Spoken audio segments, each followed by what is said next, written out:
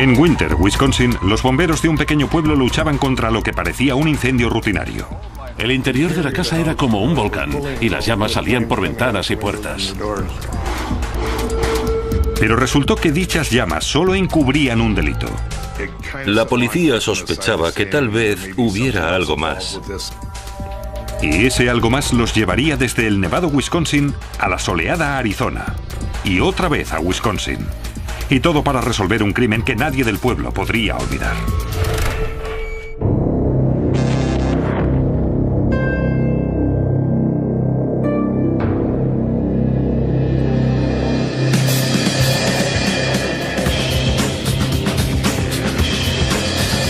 Crímenes imperfectos, Estados Unidos. Winter, Wisconsin. Este pueblo de menos de 300 almas está rodeado por unas tierras ricas en bosques y lagos de agua dulce. La gente que vive aquí lo llama Tierra Feliz. Winter, Wisconsin, es un pequeño pueblo estadounidense muy bonito. Es un pueblo en el que todo el mundo se conoce y han trabajado duro para ganarse lo que tienen. Hay familias que llevan allí desde principios del siglo XIX y siguen allí, 4 o 5 generaciones de una misma familia. Es un lugar en el que los problemas solo son poco más que unos chiquillos ruidosos o un vecino de juerga. Tenemos adolescentes quemando neumáticos y algún que otro borracho, pero por lo que se refiere a los delitos violentos, prácticamente no existen en esta comunidad. Pero en octubre de 1995, el crimen violento mostró su fea cabeza en la forma de un robo, un incendio provocado y un asesinato. Los malos hubieran salido bien librados si los investigadores no se hubieran fijado en una prueba que parecía haber sido olvidada.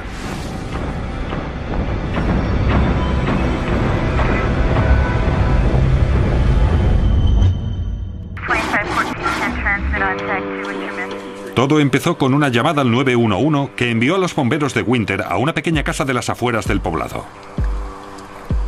Nuestro departamento recibió información sobre el incendio de una casa en la calle King, a unos 5 kilómetros del pueblo de Winter. Cuando llegaron los bomberos se encontraron con un infierno de fuego. Era un incendio muy violento. El interior de la casa era como un volcán y las llamas salían por ventanas y puertas. Pero tal vez se tratara de algo más que una casa en llamas. El vecino que avisó del incendio les informó que era posible que Bob Clark, el propietario de la casa, siguiera en su interior. Si Clark seguía dentro de la casa, un momento podría significar la diferencia entre la vida y la muerte. Cuando supieron que el señor Clark podría encontrarse dentro, se pusieron a buscarlo. No podían acercarse a la puerta, por lo que pusieron una escalera hasta una ventana de la parte trasera. Cuando miraron por ella, vieron a Bob en el suelo, en el dormitorio. Con la esperanza de que Clark aún siguiera con vida, los bomberos entraron por la ventana.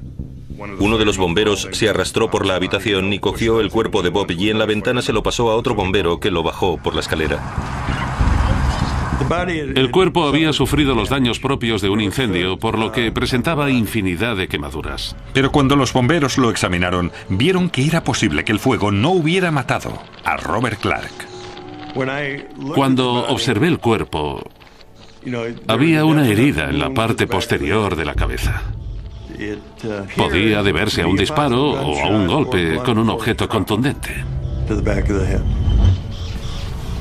Ahora los investigadores tenían que resolver 2 delitos: incendio provocado y asesinato. Una vez controlado el fuego, los agentes registraron la casa en busca de cualquier cosa que les ayudara a entender los delitos. El interior de la casa había sufrido grandes daños y todo estaba cubierto de polvo, cenizas y agua. En el dormitorio de la casa, de donde habían rescatado al señor Clark, había un gran charco de sangre junto a la ventana y en la cama. Al examinarlo más de cerca, los agentes encontraron algo que podría ayudarles a resolver el misterioso asesinato. Encontraron varios cartuchos disparados en el dormitorio en el que había sido encontrado el señor Clark. Había varios agujeros de disparos en las paredes y en el suelo varios cartuchos vacíos del 22. Cartuchos. Podrían serles de utilidad más adelante. Los inspectores continuaron su búsqueda en el exterior de la casa. Durante el registro, encontramos una linterna en el porche. La linterna, entre el incendio y el caos, parecía como si alguien la hubiera dejado a propósito en el porche. La linterna parecía fuera de lugar. ¿Por qué estaba allí? No sabíamos si tenía algún valor como prueba, pero de todas formas la recogimos.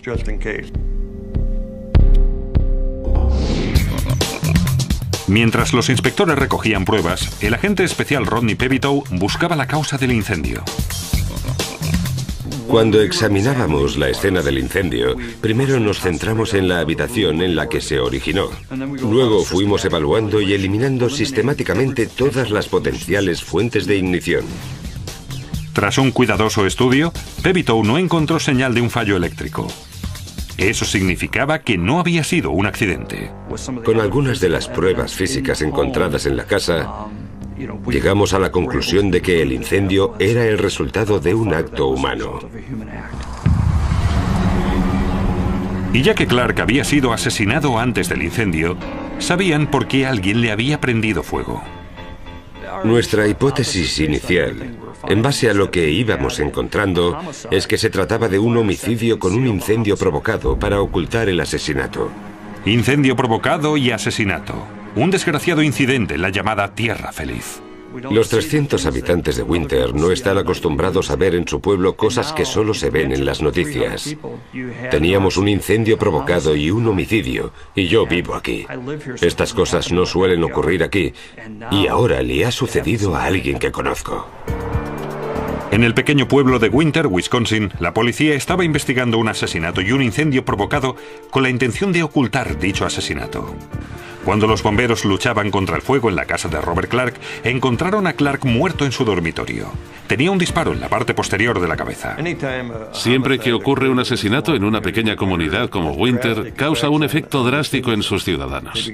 Empiezan a cerrar las puertas y probablemente teman salir por la noche. Sin testigos ni sospechosos, el siguiente paso de los investigadores era conocer mejor a la víctima, Robert Clark. Hola, investigador Ziegel, de la oficina del sheriff del condado de Sawyer. ¿Le importaría que le hiciera algunas preguntas? Los investigadores averiguaron que Clark había vivido intermitentemente en Winter durante años, pero parecía que esta vez había vuelto para quedarse. Aquí tenía familia, una hermana. Quería quedarse a vivir aquí, convertir Winter en su hogar. Pero cuando avanzaron más en la investigación, averiguaron que cabía la posibilidad de que Clark tuviera algunos enemigos peligrosos. En nuestra investigación, averiguamos que estaba metido en el negocio de la droga. ¿Está diciendo que no le caía bien porque no se llevaba bien o habían discutido? La policía sospechaba que tal vez hubiera algún motivo más que una simple discusión o una pelea. Que hubiera algo más. Y puede que estuviera relacionado con el mundo de la droga. Entonces se recibió el informe del forense que confirmaba lo que los investigadores sospechaban. Robert Clark había sido asesinado de un solo disparo, y no por el incendio que se produjo en su casa. A Bob Clark le habían disparado en la parte posterior de la cabeza con un arma del calibre .410. El disparo se había efectuado a poca distancia, ya que los perdigones estaban incrustados en la cabeza. El forense también pudo reconstruir los últimos momentos de Clark. Parecía que el señor Clark estaba acostado sentado en la cama. Se efectuaron 2 disparos cuando estaba en la cama, que probablemente no le tocaron. Se tiró al suelo. Se efectuó un tercer disparo cuando estaba en el suelo, que también falló. Y el cuarto disparo le dio en la parte posterior de la cabeza, causándole la muerte.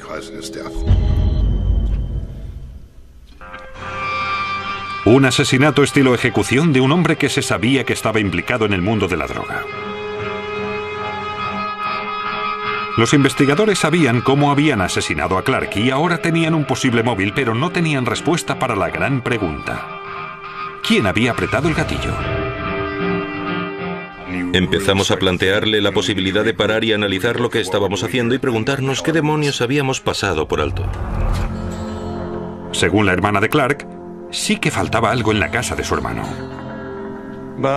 La hermana de Bob nos informó que tenía que haber unas armas en un armario del dormitorio y una escopeta. Las armas de Clark habían desaparecido junto con una caja fuerte. Nos informó que en la caja tenía que haber unos $1000 en efectivo, o una cantidad aproximada, algunas piezas de bisutería, así como unos dólares de plata antiguos. Mencionó concretamente unos dólares de plata de 1921. Primero, rumores sobre negocios de drogas, y ahora dinero y armas que habían desaparecido. El crimen se iba acotando. El hecho de que tuviera $1000 en efectivo en la caja fuerte, más el estado en que se encontró el cuerpo y el incendio provocado, nos llevó a creer que se trataba de un robo a mano armada que había terminado en homicidio. Armas, drogas y un asesinato. 3 elementos tan raros como un día caluroso en Wisconsin. La gente de Winter estaba preocupada. No sabían si había llegado alguien de otro pueblo o si uno de los suyos, uno de los residentes del pueblo, había cometido el asesinato. Entonces, de la nada, recibieron información que podría permitir a la policía resolver el caso. La caja fuerte de Clark que había desaparecido. Recibimos una llamada de un individuo que dijo que la caja se encontraba a unos 15 kilómetros de la escena del crimen. Despertó nuestro interés por tratarse de la caja fuerte robada.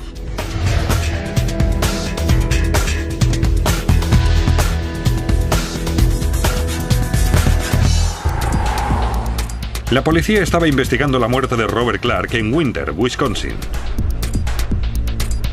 Los agentes habían obtenido su primera gran pista. Alguien había encontrado la caja fuerte robada en casa de Clark. Recibimos la llamada de un individuo que había encontrado una caja fuerte en una zanja, aproximadamente a 15 kilómetros de la escena del crimen. Hola, Jim. Aquí tenemos la caja fuerte que encontramos. Los investigadores llevaron la caja fuerte a la comisaría de policía para buscar pruebas. Bien, aquí tienes trabajo para un rato. Habían reventado la puerta. En su interior había una cizalla y a ella le habían atado un trozo de tela azul. Fíjate aquí. Y también aquí. La caja había sido vaciada, excepto por unos papeles que se encontraban en su base y en los que figuraba el nombre de Construcciones Robert Clark. La caja estaba en mal estado, dañada por el incendio. Se había quemado todo. Habían provocado un incendio en la casa y habían hecho lo mismo con la caja fuerte. La caja fuerte no les aportó gran cosa, pero tal vez podría hacerlo el hombre que la había encontrado. La caja la encontró Frank Leawood, y curiosamente este dijo que conocía a la víctima, Robert Clark. A los agentes les pareció todo demasiado oportuno. Enseguida empezaron a surgir las dudas. ¿Qué hacía usted en un lugar remoto, paseando por la carretera y misteriosamente encuentra una caja fuerte en una zanja y resulta que es la caja fuerte de la víctima de un homicidio a quien usted conoce? Pidieron a Frank Leawood que fuera a la comisaría para responder a unas preguntas. Cuando interrogamos por primera vez a este hombre, intentamos sondearle, a ver qué sabía de Bob Clark y si sabía algo del crimen. La gran pregunta era cómo sabía que era la caja fuerte de Bob Clark. Leawood contestó sin vacilar. Dijo que había visto la caja fuerte en la casa de Clark el verano antes del asesinato. Había vivido un tiempo con Robert Clark, pero su amistad se había ido enfriando y él no tenía nada que ver con su muerte. Se había enterado de su muerte 2 días antes. Los investigadores le preguntaron a Leawood dónde se encontraba la noche en que fue asesinado Robert Clark. Había estado trabajando y durante el tiempo en el que el señor Clark había sido asesinado, estuvo en su trabajo. Los agentes encontraron demasiadas coincidencias en la historia de Leawood. Pero no había pruebas físicas que le relacionaran con el crimen. Tenían que dejarle en libertad, aunque no dejaba de ser un sospechoso. En ese momento lo consideramos un posible sospechoso. Comprobaron la historia de Leawood de que estaba trabajando cuando mataron a Clark. ¿Y cómo se llama la persona con quien estuvo? Y resultó ser cierto. Hablé con su supervisor y este me dijo que había estado trabajando todo el día y toda la noche. Frank Leawood no volvería a la comisaría de policía. Por lo menos no por el asesinato de Clark. Leawood era su único sospechoso. El caso amenazaba con estancarse. Teníamos la caja fuerte, el cuerpo, las balas, los cartuchos y prácticamente habíamos probado que había sido un incendio intencionado. Lo teníamos todo, pero no podíamos ir a ninguna parte. Por un lado nos sentíamos frustrados y por el otro decíamos, tenemos que cambiar el enfoque y hacer algo al respecto. Cuando ya llevaban 10 días investigando, el asesino seguía en libertad. Y cuanto más tiempo siguiera el caso sin resolver, más atemorizados estarían los ciudadanos de Winter.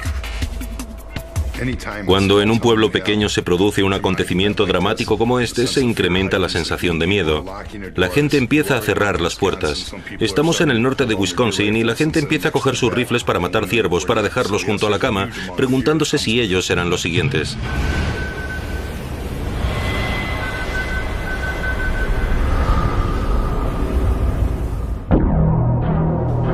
Pero entonces la policía obtuvo una posible pista del laboratorio criminológico. Examinaron todas las pruebas de la escena del crimen del caso Clark, incluyendo la linterna que parecía estar fuera de lugar.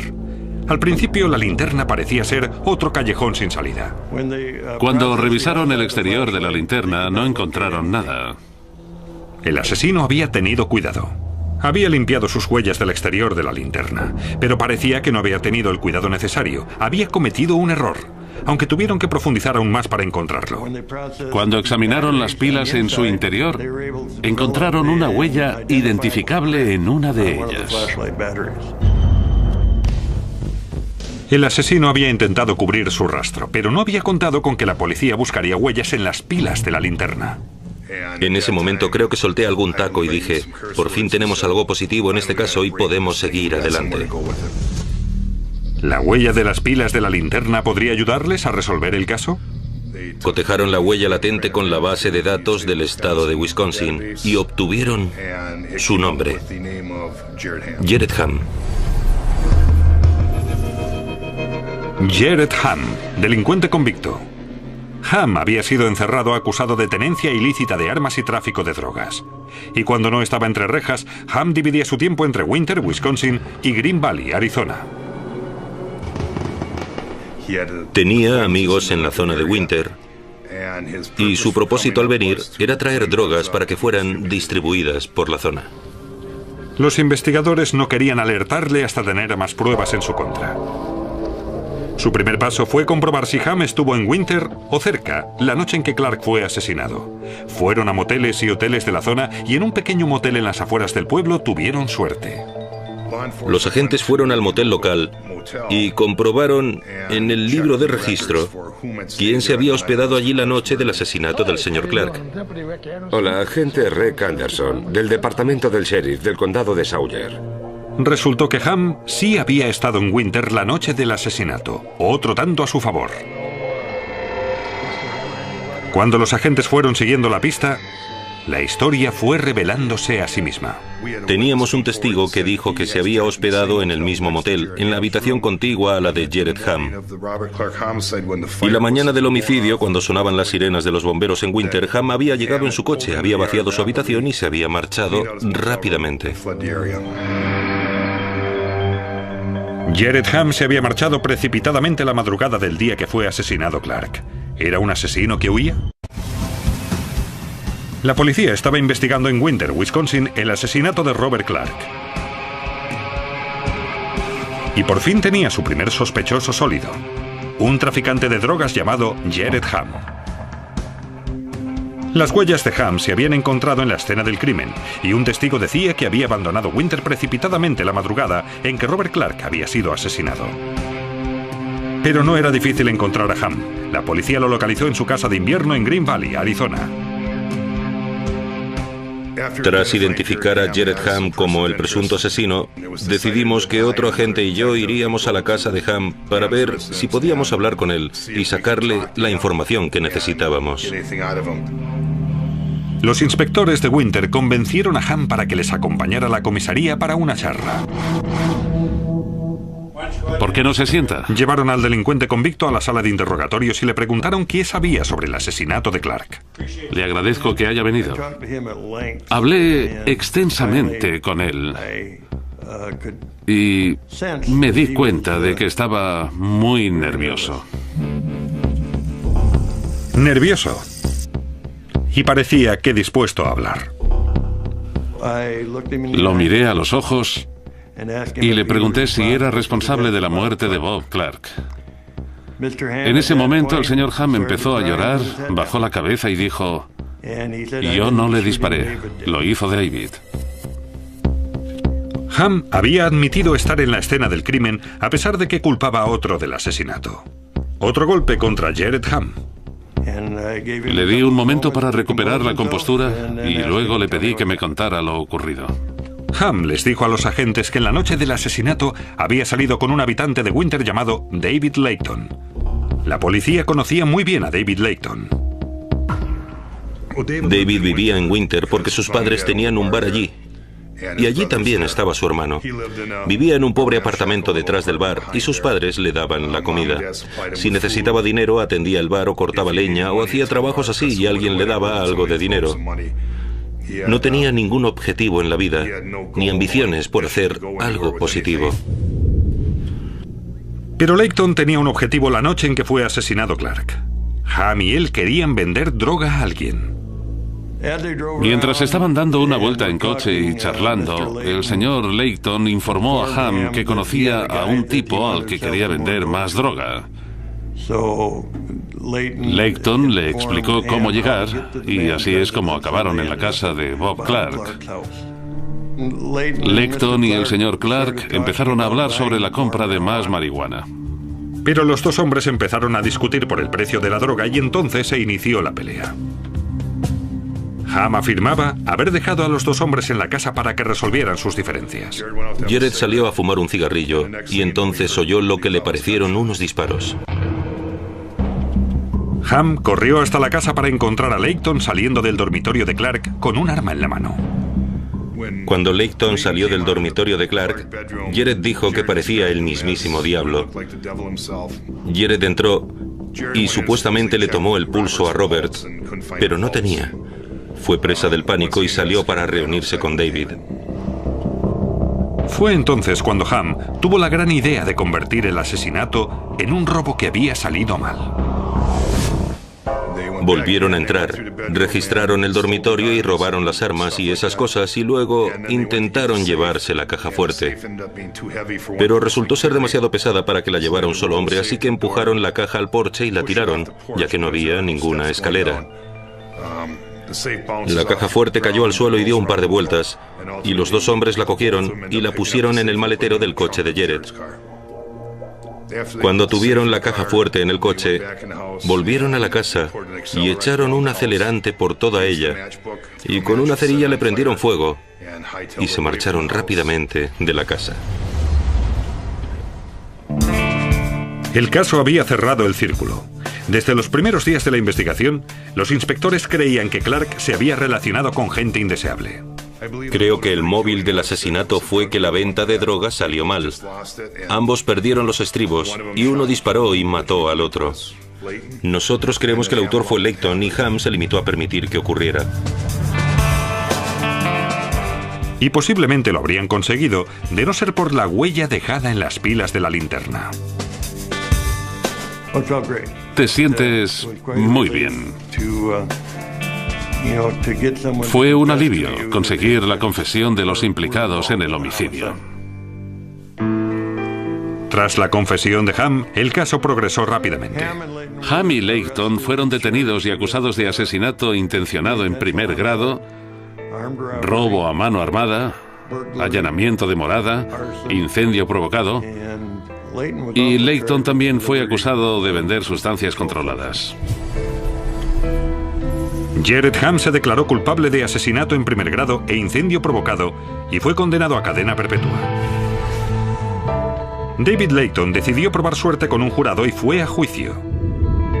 También fue acusado de asesinato e incendio provocado y fue condenado a cadena perpetua. Creo que en este caso, los ciudadanos de Winter se sintieron aliviados con las sentencias, porque los culpables habían sido juzgados. Cuando resuelves un caso, la comunidad se siente aliviada. El caso se ha cerrado y vuelven a sentirse seguros. Nosotros nos sentimos aliviados y contentos de haber resuelto el caso.